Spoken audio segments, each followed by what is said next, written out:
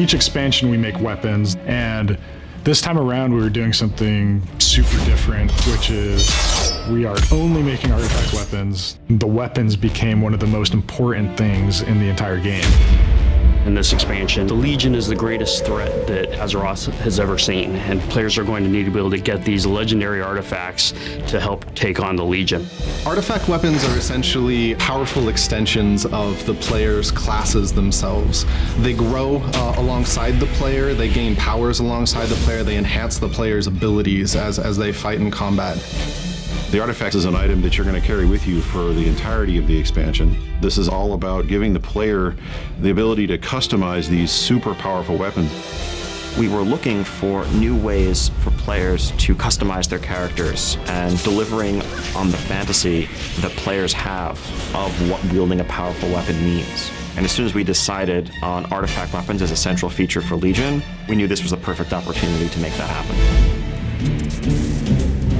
The inclusion of artifact weapons into the storyline, into the player's path, is a super exciting component of this next expansion. There's been any number of super legendary weapons, over the franchise's history. It felt natural putting these big crazy artifacts into players' hands. The Maw of the Damned, the Blades of the Fallen Prince, the Claws of Ursoc. Some of these weapons are some of the most well-known.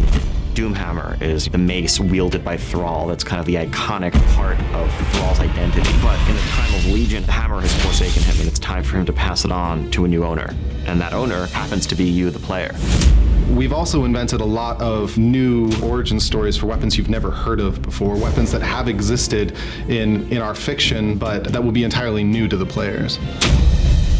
When we thought about the fantasy of wielding an artifact weapon, we thought it was really important that every player feel like they have something unique and powerful of their own. So we wanted to make sure that we had a wide breadth of different weapons available to the players. So in the end, we decided 36 individual artifact weapons for every single class spec in the game. Then on top of that, we decided to kind of do different variations for each one. Probably around 200 individual weapons. So this time around, we really focused on embellishing our weapons audio systems. When you wield this thing and bashing this thing, it just sounds epic and it's just heroic, and you feel that. This is a whole different way of doing it. We had to basically create all of these systems for the designers to be able to make it work. But this expansion isn't going to actually have weapon drops like most expansions do. Towards the beginning of the expansion, you're going to get your hands on the artifact that belongs to your class, and you're going to be growing it and evolving it and changing it. That way, really a player is going to, rather than pick up a weapon, use it for a little bit and throw it away, they're able to invest more in the one that is kind of the most epic and the most interesting. It's the first time we've ever done any kind of weapon leveling system. But this brings it well and beyond to a whole new system. It's almost as if we're adding a whole new talent system on top of a specific weapon or item. We settled on the idea of having artifacts level up in parallel to your own character to give players a sense of alternate progression. As you're exploring the Broken Isles, you'll also be getting artifact power that makes your weapon stronger. So as you progress to unlocking new abilities and powers, your artifact becomes the ultimate weapon. Artifacts being able to gain experience on their own alongside the player was really important to us because it gave us a great avenue towards extended advancement, so that kind of progression can last far longer into the end game. There's such a back and forth with engineers and designers. We had to figure out ways of making it so that as the player is playing the game, be it in doing adventure mode or doing questing or doing raiding or whatever, they're earning these artifact points. Artifact points are what you get by spending artifact power so that you can power up your weapon and unlock the different abilities. When you have an artifact point to spend, you can choose what ability that's connected to the other traits that you've gotten to unlock and make your weapon more powerful.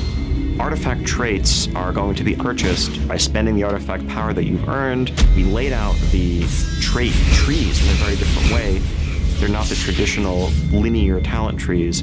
Rather, they're more, constellation-like pictorials to kind of give players more of this hands-on interactive experience to customize the weapon to really suit the class that you want to play. Each artifact also has 3 different tiers of visual progression. You have the ability to decide what look you want. For example, if we're talking about the Ashbringer, an artifact that's been wielded by Tyrion Fordring, and it's really something that was developed in the lore of the World of Warcraft itself. You have the ability to go after the Lightning Ashbringer, or the Fire Ashbringer, or the Corrupted Ashbringer, and then even within that, you can choose from a variety of different colors to make that artifact look the way you think is the coolest. When we started thinking about all the different visual customizations for these artifacts, it was a huge goal of ours to make sure each player had their own unique look, and we put a lot of time and effort into making sure players had the ability to choose. Players can unlock these appearances and then choose the one that they like the best.